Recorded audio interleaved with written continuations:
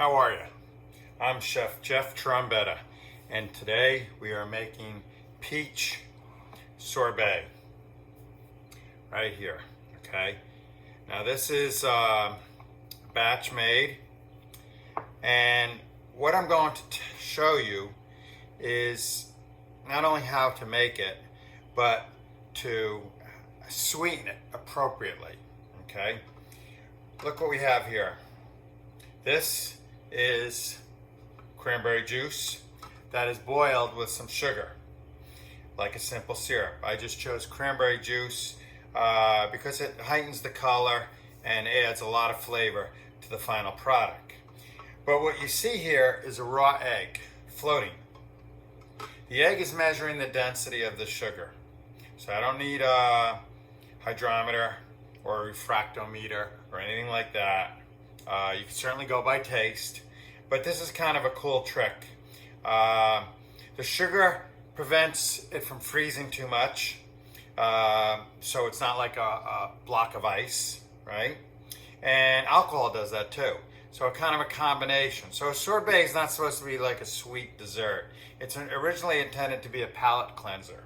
So this is a dense cranberry juice, dense with sugar, because it's actually, instead of equal parts sugar and liquid, water usually, for a simple syrup, this is actually 2 parts sugar, 1 part cranberry juice, just so I don't have to add so much cranberry juice.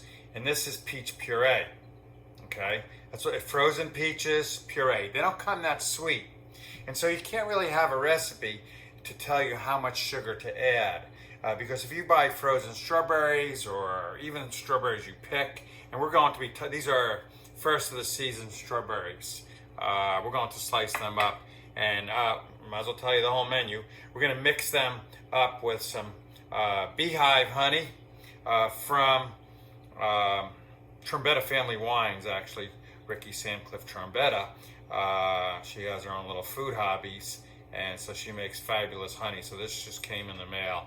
And so that mixed with some sliced strawberries on top of some peach sorbet is heaven. It's absolutely gorgeous. So anyway, so just as I demoed the floating egg, and so you can see, because this is dense, this is melted sugar in there, you can see that it's going to float. I mean, not float, I'm sorry. It's going to sink inside my peach puree. See? Now this is a dense puree because of the pulp of the peaches. I did strain it. But, so if this had a sugar content, it would definitely float. And since this peach puree is kind of dense anyway, it's still not floating. So this is what's going to happen. We're going to add, should have had a bigger pot. Just gonna get it in there, all right?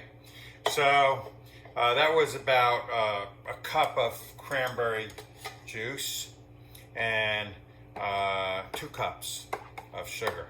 So anyway, let's get that mixed in there, right? And then we're gonna float the egg. And what you're going to see is that the egg will show its white about the size of a dime, okay? So anywhere between a dime and a quarter size, change, I'm talking cents. So, all right, so that's mixed in there. So let's take this egg and float it in there again, right? And you're going to see how it's buoyant? This sunk before. Now I added the sugar, simple syrup made with cranberry juice, and that's about, that's about the size of a quarter. So that's pretty sweet, all right? That's pretty sweet. Stick this in the ice cream machine. Don't put the egg in there. You know why?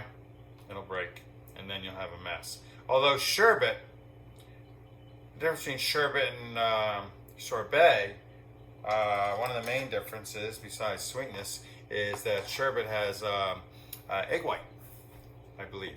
So let's, my ice cream machine is warmed up, and you can kind of see that over here. There we go.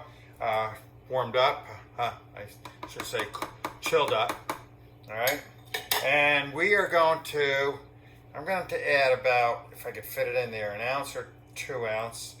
And the alcohol, so you want this a nice consistency. My peach sorbet right now is a little bit soft because I had it out because I wanted to portion it up for you. All right, so we're going to mix that like that, and we're going to pour that in like that.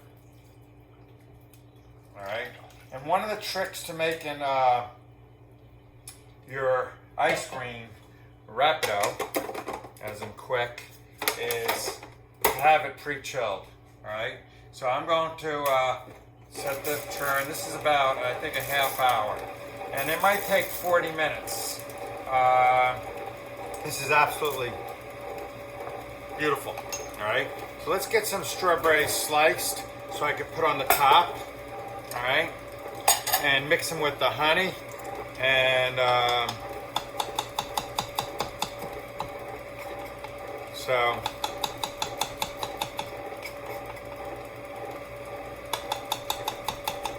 and this dessert will be singing. Okay, I love that new phrase I acquired. Someone to me was describing wine when it's perfect, and they said the wine is singing. And you know what? It's a perfect description. And food sings too. So these strawberries in this beehive honey, no filtration, no additives of any kind, and I might as well do them all. We're not gonna go till this freezes, but we are going to simply mix these strawberries. All right, they're a little white, not quite right, but it's early yet, and this is what's available. All right, so let's get these in there.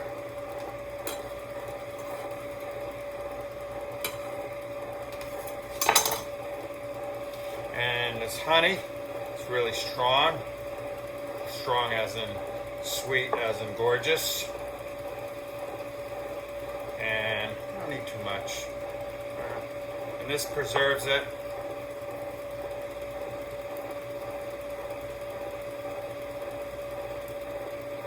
And you could put a little bit of this in there too.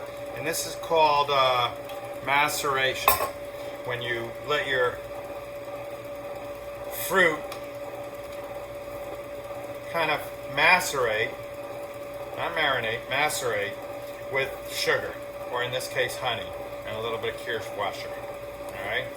So don't bruise them up too much. Take a nice folding motion, but that's some thick honey, so you want to make sure it gets around. Eventually the strawberry juice will come out.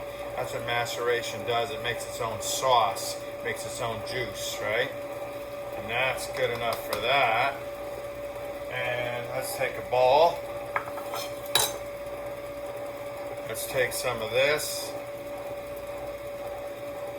This comes nice and hard, but like I said,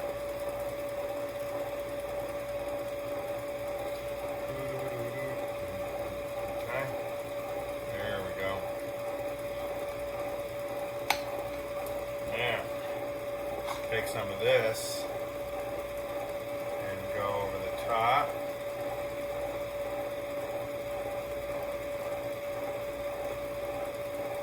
Okay, it's not singing loud enough until you have enough strawberries.